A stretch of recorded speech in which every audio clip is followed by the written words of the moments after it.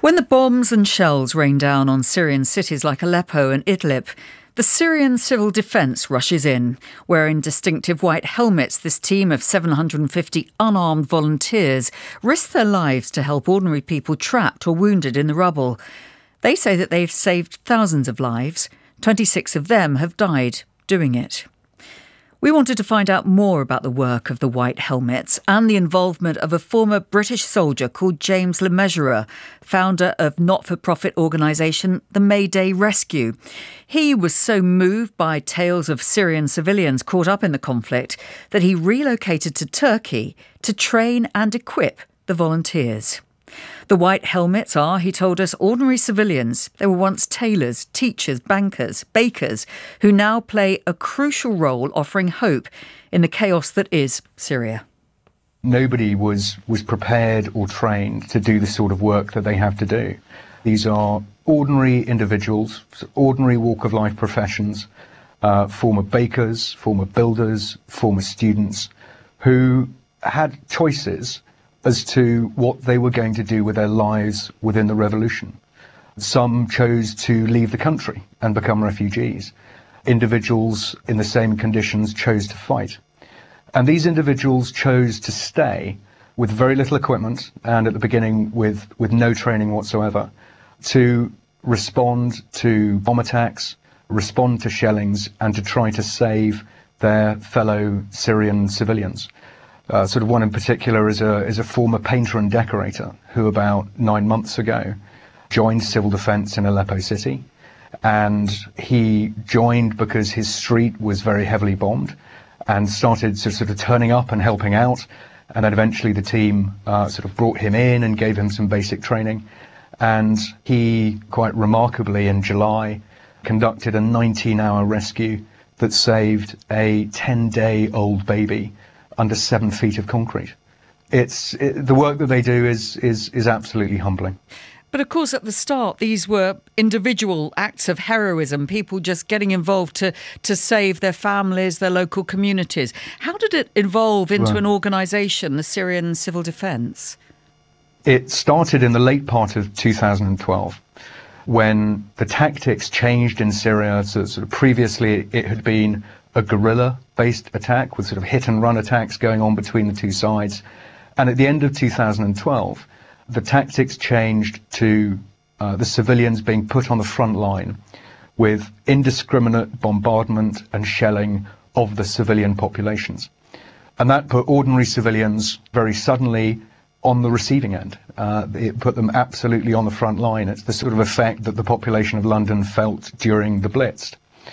The response from the communities was brave individuals self-forming what were initially very small and very ad hoc groups who would help their street, they would help their village, they would help their community. And that's evolved and grown as a result of the needs to where we sit now, where there are over 2,000 civil defence volunteers that work from 88 different teams in all of the governorates in Syria, really from the north to the south. They provide rescue services to a population in excess of 6 million people. And to date, they've actually rescued from the rubble, from collapsed buildings, over 10,200 lives. But they've suffered deaths within the team, haven't they? 26 of them have died. They have done. The work itself is extremely dangerous.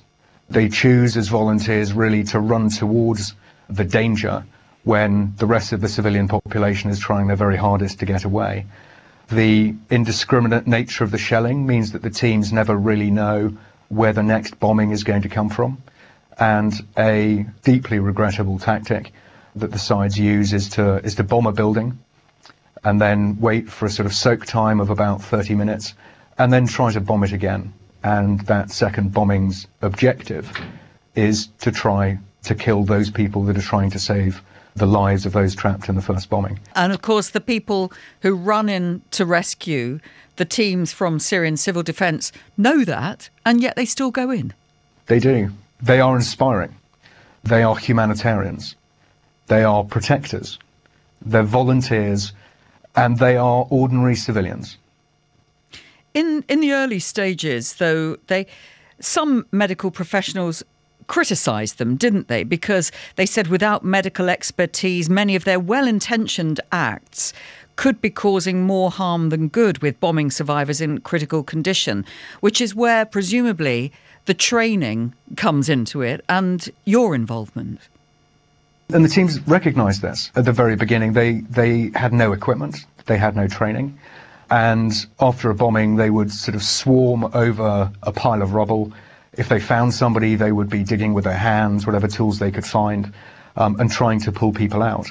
And they recognised very early on that in many cases, while there were a lot of lives that were rescued, they didn't have the necessary skills and training, and people who'd been trapped, say, under a heavy concrete block for many hours, when the block is lifted, the blood starts flowing, and it results in some critical injuries. There are a lot of spinal injuries at the very beginning. And so what they identified and what we identified was that there is training that can be provided, there is equipment that can be provided that can increase the number of successful rescues. And obviously, as an organisation, you're based in Turkey. The trainers from the defenders from Syria come to you for the training, and then they have to go back into that situation. How do you feel, when you've trained them and you see them go and you really don't know what they're going back into?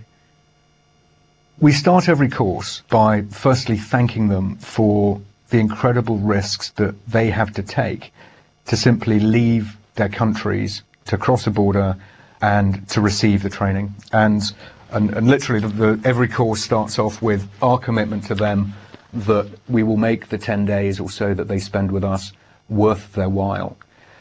It has been a source of immense pride for everybody who's been involved in the training and support to these heroes to see the incredible work that they've done.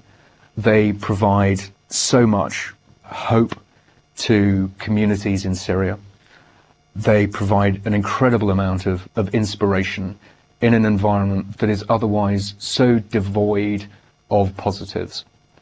The civilian population really can't control its environment. And before Syria's civil defence existed, they would go to bed at night not knowing whether or not the next bomb or the next airstrike was going to hit them. And before civil defence existed, it was very difficult for members of the communities to have any hope.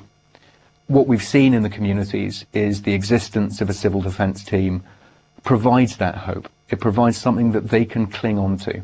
You mean so if something happens before that, if a family was at home and their home got bombed, did they just think, well, nobody's going to come to rescue us? Is that what was happening before? Absolutely. There was this fear that they would be left in their buildings under tons of rubble, and that there was really nobody who could come and help.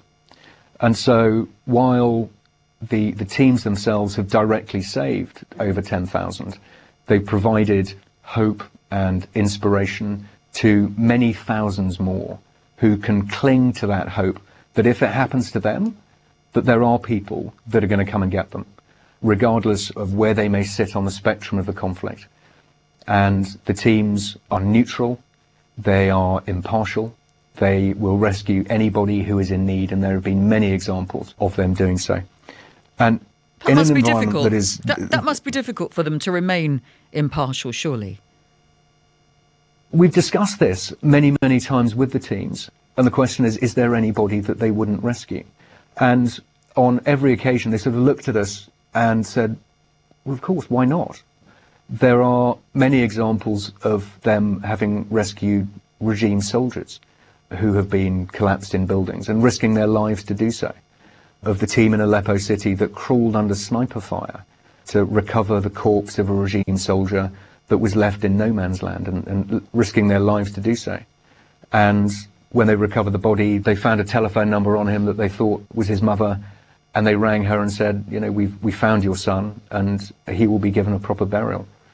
But I think it's actions like this that have led to them providing this much broader hope and this much broader inspiration in otherwise such a grim and depressing environment.